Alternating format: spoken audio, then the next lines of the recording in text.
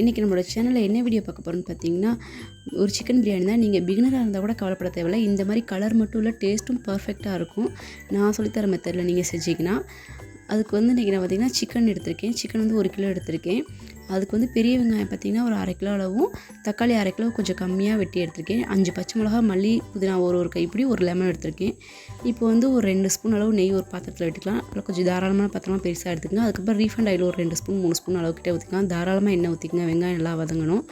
இதுக்கப்புறம் ஒரு 4-5 துண்டு பட்டை, 4 துண்டு கிராம்பு போட்டுக்கலாம்.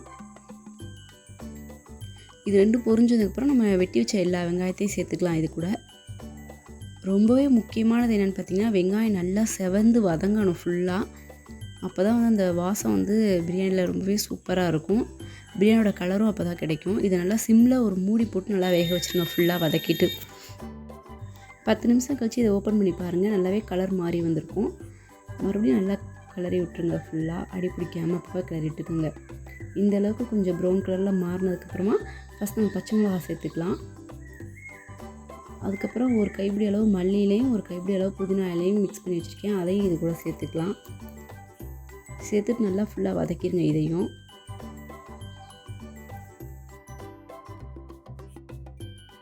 இது நல்லா வதங்கினதுக்கப்புறம் தக்காளி நறுக்கி வச்ச எல்லா தக்காளியும் இது கூட சேர்த்துக்கலாம்.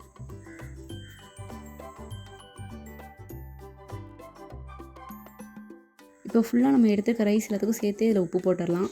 நான் பார்த்திங்கன்னா 3/4 கிலோ அளவுக்கு ரைஸ் எடுத்திருக்கேன். அதை ஃபுல்லாக வாஷ் பண்ணி நான் ஊற வச்சுட்டேன் ஏற்கனவே. நான் துளசி அரிசி தான் எடுத்திருக்கேன். நீங்கள் பாஸ்மதி ரைஸ் இல்லை ஜீரக சம்பா என்ன வேணாலும் யூஸ் பண்ணிக்கலாம். அது உங்களோட விருப்பம்தான். நல்லா தக்காளியெல்லாம் ஃபுல்லாக வெந்ததுக்கப்புறம் 2.5 ஸ்பூன் அளவுக்கிட்ட நான் இஞ்சி பூண்டு பேஸ்ட்டு சேர்த்துருக்கேன். இதே நல்லா மிக்ஸ் பண்ணி விட்டு இதை ஒரு மூடி போட்டு சிம்மில் அந்த பச்சை வாசம் போகிற அளவு வதங்கட்டும். இது எப்போவுமே அப்பப்போ நம்ம கிளறி விட்டு மூடி வச்சுருங்க. அப்போ தான் ஃபுல் அறமாக வெளில போயிடாமல் ரொம்ப டேஸ்ட்டான ஃப்ளேவர் கிடைக்கும். இதுக்கப்புறம் பார்த்திங்கன்னா நான் 1 ஸ்பூன் அளவுக்கு மிளகாத்தூள் சேர்த்துருக்கேன். உங்களுக்கு காரம் கூட வேணால் நீங்கள் 2 ஸ்பூன் கூட சேர்த்துக்கலாம். இதுதான் ரொம்பவே முக்கியமான மசாலா பிரியாணிக்கு. நீங்கள் பார்த்திங்கன்னா திண்டுக்கல் சைடு, அப்புறம் திருச்சி, புதுக்கோட்டை இந்த ஏரியாவில் இந்த ஒரு மசாலா தான் பிரியாணியோட ஃபுல் ஃப்ளேவர் கலர் எல்லாமே கொடுக்குறது. இது என்னென்னு பார்த்திங்கன்னா பட்டை, கிராம்பு, ஏலக்காய் இது 3 மட்டும்தான். இது 3 பட்டை கொஞ்சம் அதிகமாக, அதுக்கப்புறம் கிராம்பு, அதுக்கப்புறம் கம்மியாக ஏலக்காய் இது எடுத்து ஃபுல்லாக கொஞ்சம் ஒரு மணி நேரம் அளவுக்கிட்ட வெயிலில் காய வச்சு ஃபுல்லாக நெய்ஸ் பவுடர் ஆக்கிடுங்க. அதுதான் பிரியாணி மசாலா. வேறு எதுவுமே கடையிலலாம் வாங்க தேவையில்லை. நீங்கள் பாய் வீட்டு கல்யாணத்தில் ஏற்கனவே சாப்பிட்ருந்தீங்கன்னா கண்டிப்பாக இந்த மாதிரி ட்ரை பண்ணி சாப்பிடுங்க. அதே டேஸ்ட்டு அதே ஃபீல் கொடுக்கும். அதுக்கப்புறம் நான் கொஞ்சம் மல்லித்தூள் சேர்த்துருக்கேன். அதையும் நல்லா வதக்கிட்டு நம்ம ஏற்கனவே கழுவி வச்சுருக்க சிக்கன் எல்லாத்தையும் இது கூட சேர்த்து நல்லா மிக்ஸ் பண்ணிடலாம். ஃபுல்லாக எண்ணெயில் கொஞ்சம் வதக்கிட்டு அதுக்கப்புறம் பார்த்திங்கன்னா நான் ஒரு லெமன் வந்து விதையெல்லாம் எடுத்து வச்சுருக்கேன். அதையும் இது கூட புழிஞ்சிடலாம். லெமன் புழிஞ்சோம்னா கொஞ்சம் கறி சீக்கிரம் வேகும். அதுக்காக தான் இப்போ எல்லாம் கறி கூட சேர்த்து போயிடுறது.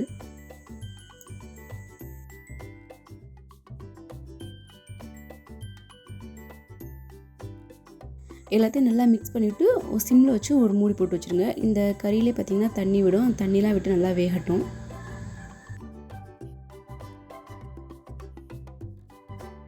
அடி பிடிச்சிடா மட்டும் அப்பப்போ திறந்து பார்த்து கிளறிக்கிட்டே இருங்க.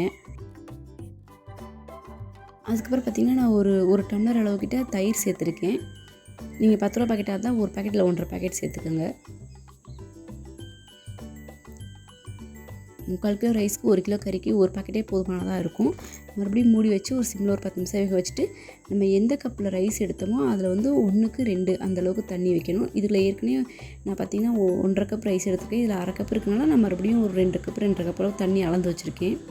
அதை இது கூட சேர்த்துட்டு அந்த தண்ணி நல்லா கொதிச்சதுக்கப்புறம் இந்த நான் ஏற்கனவே ரைஸ் ஊற வச்சுருக்கேன்னு சொன்னேன் இல்லையா, அந்த ரைஸை சுத்தமாக தண்ணி இல்லாமல் கொஞ்சம் கொஞ்சமாக எடுத்து நம்ம இந்த இதில் சேர்த்துடலாம். அடுப்பு வந்து லோ ஃப்ளேமில் வச்சுட்டு சேர்க்கலாம்.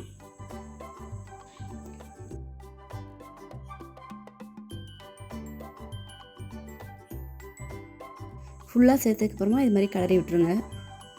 கிளறி விட்டு ஃபுல்லே இருக்கட்டும் அடுப்பு. ஒரு மூடி போட்டு மூடி வச்சுருங்க. அதுக்கப்புறம் பார்த்திங்கன்னா நல்லா கொதிச்சு வந்துடும்.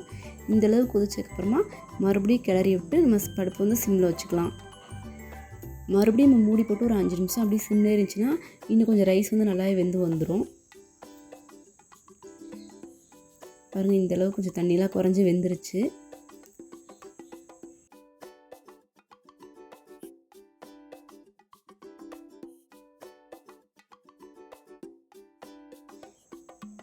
இப்போ இன்னும் நல்லாவே தண்ணியெல்லாம் குறைஞ்சிச்சு. இப்போ இந்த ஸ்டேஜில் பார்த்திங்கன்னா நம்ம ஒரு 1.5 ஸ்பூன் அளவு நெய் சேர்த்துக்கலாம். மறுபடியும் நெய் சேர்த்து ஃபுல்லாக கிளறி விட்டுட்டு தம் போட்டுடலாம்.